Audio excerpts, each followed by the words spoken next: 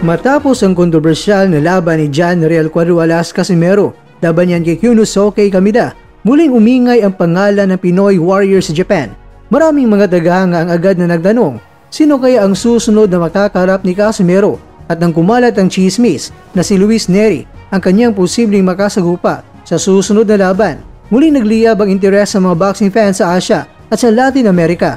Ngunit sa gitna ng ingay at spekulasyon, isang nakakaintriga impormasyon ang lumabas mula mismo sa Kamida Promotion na pinamumunuan ng dating 3-division world champion na si Koki Kamida. Sa isang press conference na ginanap sa Shibuya, Tokyo, nanunsyo ni Kamida ang kanilang nalalapit na event, ang Seiko X Volume 4 na gaganapin sa Aichi Prefecture International Exhibition Hall noong December 27. At ayon kay Kamida, ito ang magiging pinakamalaking boxing card bago matapos ang taon. Ang main event ay pagtatagpo ng International Boxing Federation World Flyweight Champion Masamichi Yabuki at itong si Felix Alvarado ng Nicaragua. Ngunit hindi lang iyon ang kinagulat ng marami. Sa gitna ng anunsyo, binanggit din niya ang isang pangalan na nagpaigting ng tensyon sa loob ng press room, John Real Casimero. Kung gugustuhin ni Casimero na lumaban, bibigyan natin siya ng pagkakataon. Mariing pahayag ni Koki Kamida habang nakasuot ng itim na shades at kalmadong nakaupo sa harap ng mga mamamahayag. Maganda naman ay pinakita niya laban kay Kyunosuke. Hindi man siya nanalo pero lumaban siya ng buong tapang. Ang mga salitang ito ay agad nagpasiklab ng mga usapan sa social media na maraming nakakala na itinutukoy ni Kamida ay ang paghahanda para isang blockbuster rematch o baka laban kay Luis Nery na matagal nang binanggit bilang posibleng susunod na target ni Casimero. Ngunit tila may kakaiba sa tono ni Kamida. Sa halip ng kumpirmasyon, ang kanyang mapayag ay tila may halong pag-iingat. Kung magawa ni Casimero na makalaban sa December 27, pwede natin siyang isali sa card. Pero gusto ko, kung sakali, ay laban sa isang batang buksingerong Hapon, ang Hapon na may gustong patunayan sa sarili. Dito na nagsimula ang mga haka-haka. Hindi ba't itong si Luis Nery ay mula sa Mexico? Itong si Casimero ay harap sa isang batang Japanese fighter. Ibig sabihin ba hindi si Nery ang susunod na kalaban?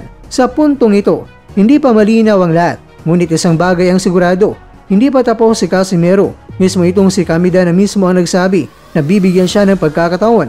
Habang patuloy na umiikot ang mga usap-usapan, unti-unti namang lumilinaw ang totoong plano sa likod ng entablado.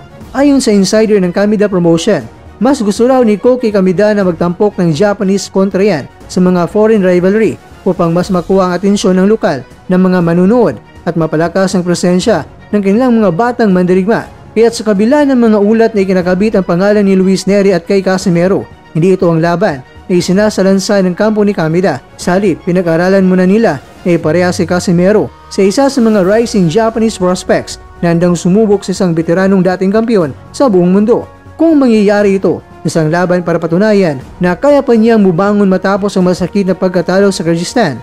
At kung papalarin, ito rin ang magiging tulay para sa isa pang malaking laban sa 2026. Ayon kay Kamida, ang gusto namin ay labang magbibigay ng inspirasyon sa mga batang Hapon. Kung makasama si Casimero sa card, magiging magandang oportunidad iyon para sa kanya at para sa Japan Boxing.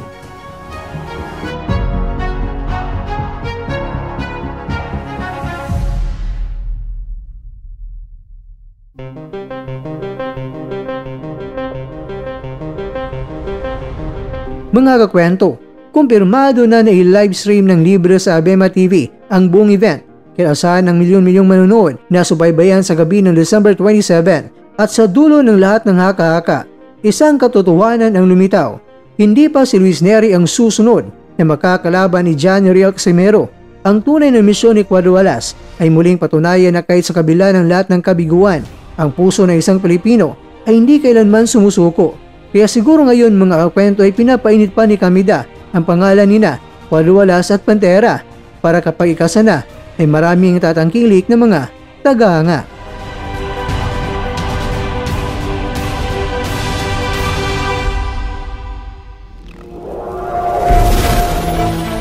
At dyan nagtatapos ang ating kwento.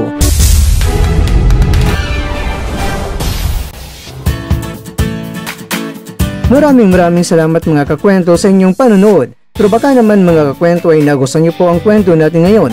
Baka pwede niyo po akong mabigyan dyan ng like, subscribe at pa-click na rin sa bell button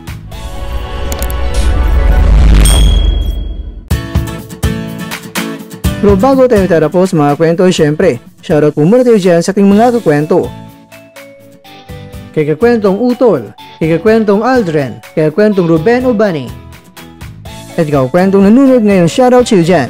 Bueno, hanggang dito na po muna ang ating kwentuhan. At abangan nyo na po ating susunod na video. At dito lang po yan sa isang channel na kung saan maaring ito'y mga kwentong di pa na kwento sa inyo.